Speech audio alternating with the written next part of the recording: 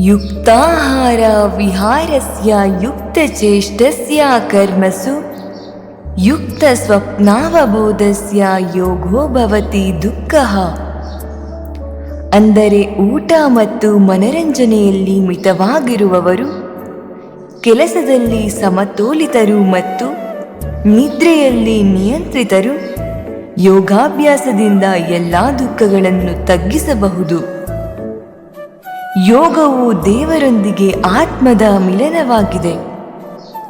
ಯೋಗದ ವಿರುದ್ಧವಾದ ಭೋಗ್ ಎಂದರೆ ಇಂದ್ರಿಯ ಸುಖಗಳಲ್ಲಿ ತೊಡಗುವುದು. ಭೋಗ್ನಲ್ಲಿ ತೊಡಗುವುದು ದೇಹದ ನೈಸರ್ಗಿಕ ನಿಯಮಗಳನ್ನು ಉಲ್ಲಂಘಿಸುತ್ತದೆ ಮತ್ತು ರೋಗಕ್ಕೆ ಕಾರಣವಾಗುತ್ತದೆ. ಹಿಂದಿನ ಶ್ಲೋಕದಲ್ಲಿ ಹೇಳಿರುವಂತೆ ದೇಹಕ್ಕೆ ರೋಗ ಬಂದರೆ ಯೋಗಾಭ್ಯಾಸಕ್ಕೆ ಅಡ್ಡಿಯಾಗುತ್ತದೆ.